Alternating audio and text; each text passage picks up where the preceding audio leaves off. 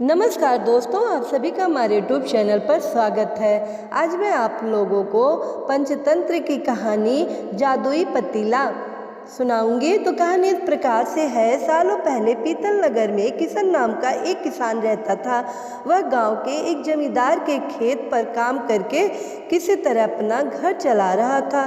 पहले किशन के भी खेत थे, लेकिन उसके पिता के बीमार होने के कारण उसे अपने सारे खेत बेचने पड़े। मजदूरी में मिलने वाले पैसों से पिता का इलाज कराना और घर का खर्च चलाना मुश्किल हो रहा था। वे हर दिन सोचता कि कैसे घर की स्थिति को बेहतर किया जाए। आज भी इसी सोच के साथ किशन सुबह सुबह जमींदार के खेत पर काम करने के लिए निकला। खुदाई करते समय उसकी कुदाल किसी धातु से टकराई और तेज आवाज़ हुई। किशन के मन में हुआ कि आखिर ऐसा क्या है यहाँ। उसने तुरंत उस हिस्से को खोदा तो वहाँ एक बड़ा सा पतीला निकला। पतीला देखकर किशन दुखी हो गया।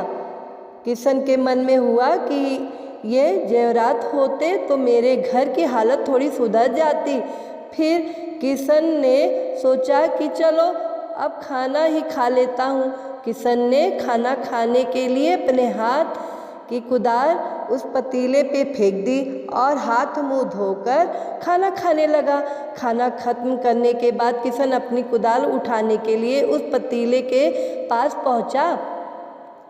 वहां पहुंचते ही किशन हैरान हो गया। उसे पतीले के अंदर एक नहीं बल्कि बहुत सारे कुदार थे। उसे कुछ समझ नहीं आया। तभी उसने अपने पास रखी एक टोकरी को भी उस पतीले में फेंक दिया।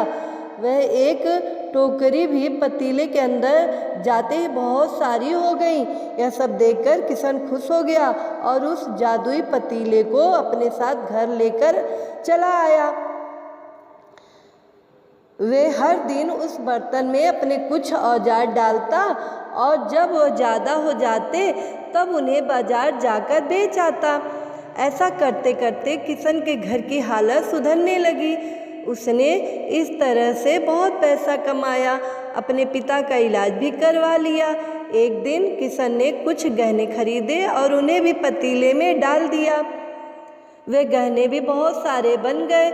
इस तरह धीरे धीरे किशन अमीर होने लगा और उसने जमींदार के यहाँ मजदूरी करना भी छोड़ दिया।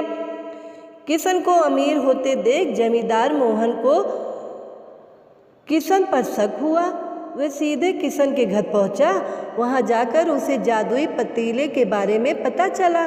उसने किशन से पूछा, तुमने यह पतीला कब और किसके घर से चुराया? डरी हुई आवाज़ में किशन बोला, साहब यह पतीला मुझे खेत में खुदाई के समय मिला था। मैंने किसी के घर चोरी नहीं की। खेत में खुदाई की बात सुनते ही जमींदार ने कहा, यह पतीला जब मेरे खेत से मिला तो यह मेरा हुआ। किशन ने जादुई पतीला न लेने के लिए बहुत मिन्नतें की, लेकिन जमींदार मोहन ने उसकी एक न सुनी। वह जबरदस्ती अपने साथ वह जादुई पतीला लेकर चला गया।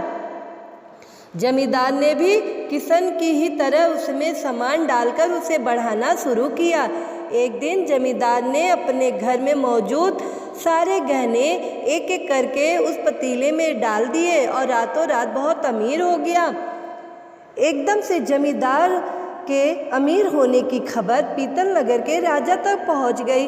पता लगाने पर राजा को भी जादुई पतीले की जानकारी मिली। फिर क्या था, राजा ने तुरंत अपने सैनिकों को भेजकर जमींदार के यहाँ से वह पतीला राजमहल में मंगवा लिया।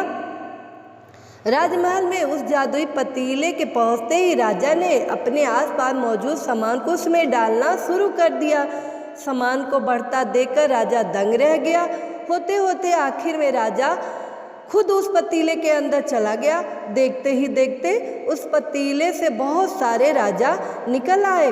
पतीले से निकला हर राजा बोलता, मैं पीतल नगर का असली राजा हूँ, तुम्हें तो इस जादुई पतीले ने बनाया है। ऐसा होते होते सारे राजा आपस में लड़ने लगे और लड़कर मर गए। लड़ाई के दौरान वह जादुई पतीला भी टूट गया। जादुई पतीले के कारण राजमहल में हुई इस भयानक लड़ाई के बारे में नगर में सबको पता चल गया। इस बात की जानकारी मिलते ही मजदूर किशन और जमींदार मोहन ने सोचा, अच्छा हुआ कि हमने उस जादुई पतीले का इस्तेमाल सही से किया। उस राजा ने अपनी मूर्खता के कारण अपनी जान ही खो दी। मित्रों, इस कहानी से यही सीख मिलती है, जादुई पतीले की कहानी से दो सीख मिलती है। पहली, मूर्खता का अंत बुरा ही होता है। दूसरी यह कि हर सामान का इस्तेमाल संभल कर करना चाहिए, अति हानिकारक होता है। मित्रों, अगर कहानी पसंद आई हो तो लाइक कीजिएगा, कमेंट कीजिएगा, ज़्यादा से ज़्यादा शेयर कीजिएगा और हमारे चैनल को सब्सक्राइब कीजिएगा। साथ में बेल आइकन बटन को प्रेस कीजिएगा ताकि हमारे नए वीडियो का नोटिफिकेशन